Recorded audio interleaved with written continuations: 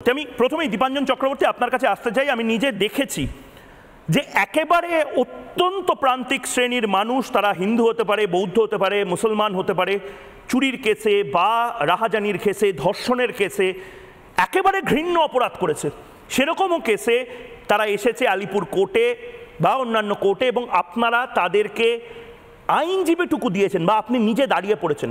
ঘেন্না থাকতে পারে, রাগ থাকতে পারে, এই সঞ্জয় রায়ের বিরুদ্ধেও আর্জি করে রাগ আছে, কিন্তু সঞ্জয় রায় যেখানে আইনজীবী পাচ্ছে সেখানে চিন্ময় কৃষ্ণ প্রভু বাংলাদেশে পাচ্ছে না।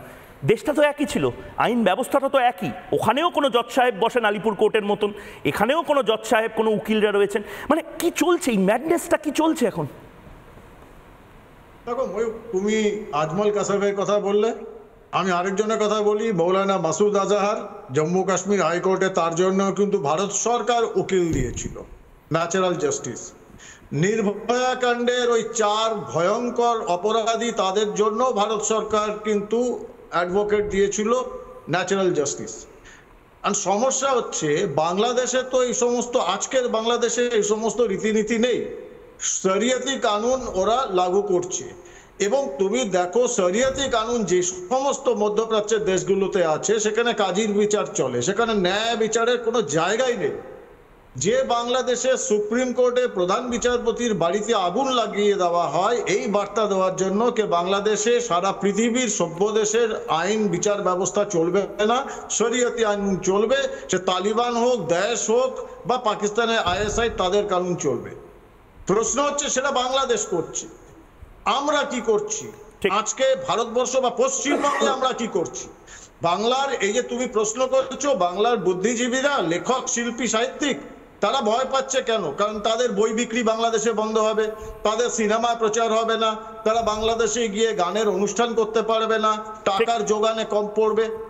আমি পরিষ্কার মানে দর্থহীন ভাষায় বলছি, বাংলাদেশে যদি ওদের অভ্যন্তরীণ বিষয় হয় তাহলে ভারতবর্ষের অভ্যন্তরীণ বিষয়। ভারতবর্ষ থেকে এক টুকরো পেঁয়াজ যাবে না বাংলাদেশে, একটা আলু যাবে না, সামগ্রিকভাবে বয়কট করা হোক।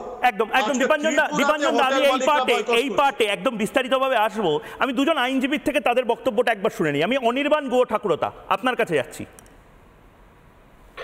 মানে আমি খুব বলতে আমার খারাপ লাগছে যে চিন্ময় কৃষ্ণ দাস উনি কি করেছেন, কি অপরাধ আমার জানা নেই, কারণ সেটা তো ওইখানকার বিচার ব্যবস্থা বলতে পারবে তারা কি মামলা সাজিয়েছে বা তারা কি মামলা প্রস্তুত করেছে ওনার বিরুদ্ধে। কিন্তু এইটা, এই যে দিস ইজ ভেরি গ্লেয়ারিং, এই যে একজন আইনজীবী পাবেন না এবং আইনজীবী যিনি দাঁড়াতে যাবেন তার বাড়ি ভাঙচুর হবে, তাকে মারধর করা হবে, এবং সবাই সমবেতভাবে, মানে আমি অবাক হচ্ছে ওই ভিডিওটা দেখে বা ওই কথাবার্তা শুনে, যে সমবেতভাবে তারা বলছেন যে আমরা কেউ রিপ্রেজেন্ট করবো না।